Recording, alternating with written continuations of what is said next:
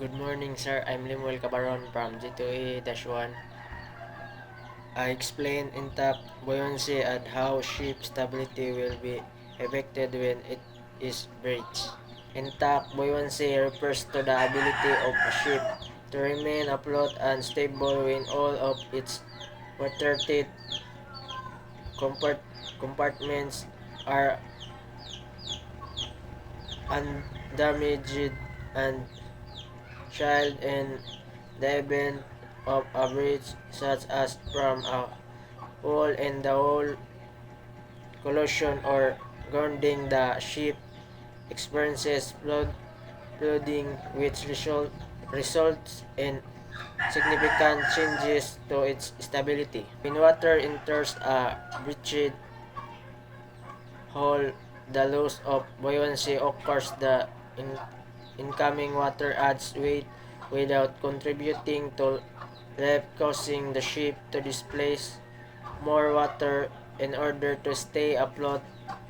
As a result, the ship sinks lower in the water, a phenomenon known as increased drop. This reduction in the vessel's freeboard, the vertical distance between the waterline and the deck, makes the ship more vulnerable to waves, heavy seas, and further flooding, heightening the risk of capsizing or sinking if the issue is not properly addressed.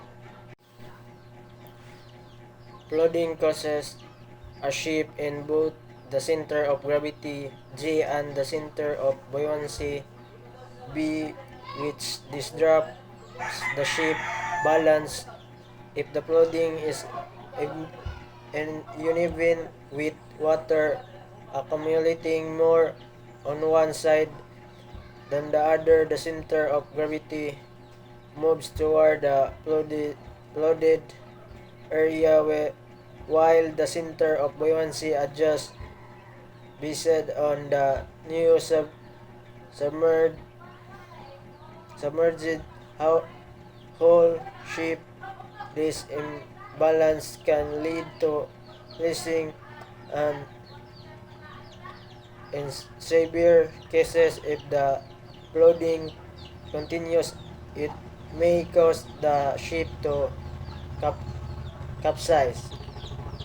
Another critical factor is the pre-surface effect, which occurs when water partly fills a compartment but does not completely submerge submerge it. As the ship rolls or pitches, the moving water shifts the center of gravity, which reduces stability. This effect becomes particularly dangerous if the ship is already rolling in a rough seas, as it can amplify ampli- amplify the roll, making it more difficult for the ship to return to an upright position. If this dynamic instability continues unchecked,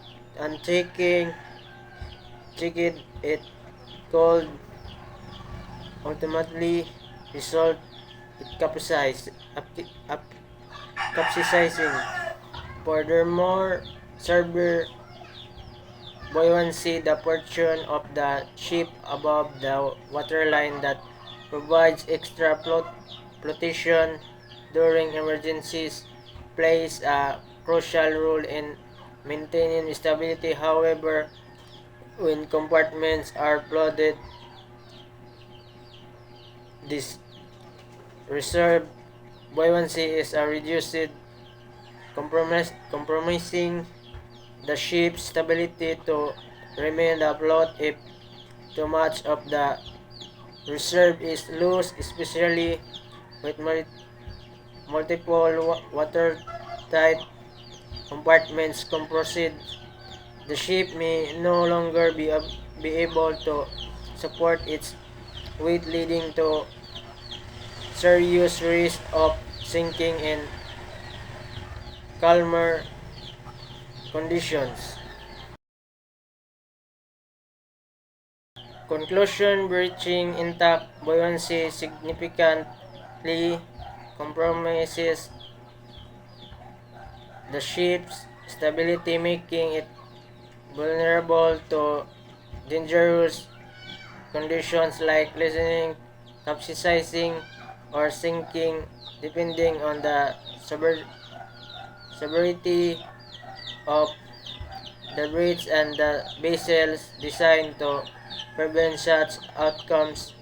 It is critical to maintain watertight, watertight integrity and have effective damage control a system in place. These measures are essential for ensuring the safety of the vessel and its crew at sea.